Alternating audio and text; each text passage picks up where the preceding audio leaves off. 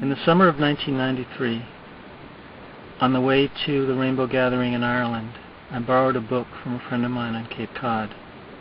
The book is called The Book of the Hopi. It's written by Frank Waters and published by Viking Press in 1961. It tells a story of the Hopi from the vantage point of 30 Hopi elders that Frank Waters interviewed.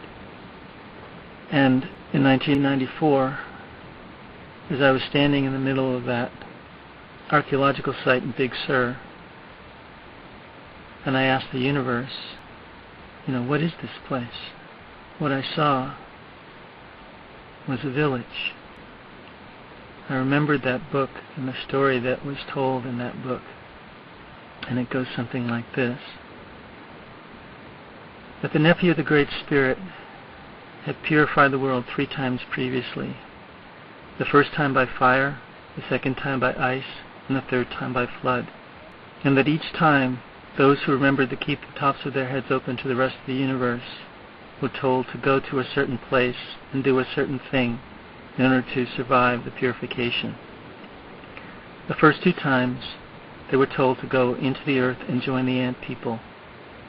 And the third time, they were directed to go to a mountaintop where they watched the floodwaters come and the floodwaters recede.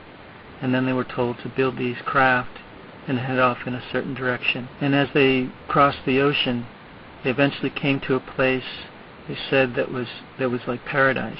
They were told that it would be too easy and for them to keep going. And again, they came to another island that was paradise. And again they were told, no, this would be too easy and for them to keep going. Eventually, they said that they came to a place where they knew this must be the place, this must be the landmass. But they said that the cliffs were so sheer, they couldn't land.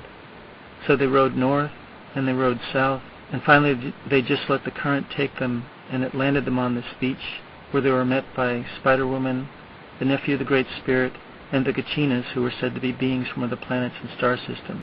They were told that yes, this was indeed the place, but it wasn't their ultimate destination. That before they arrived at their ultimate destination, which was said to be a place called the Center of the Universe, Oriibi, which is now in northeastern Arizona, that before they were allowed to arrive there, that each of the clans would have to make its migrations to the edges of the landmass.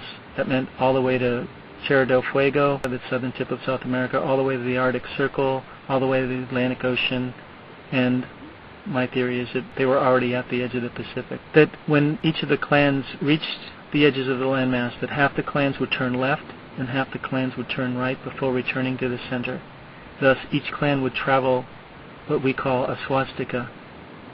And if you put both of those together, you end up with a circle with a cross in it.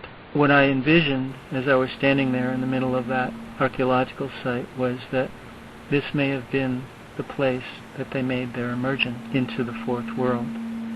Because to them, this is the fourth world.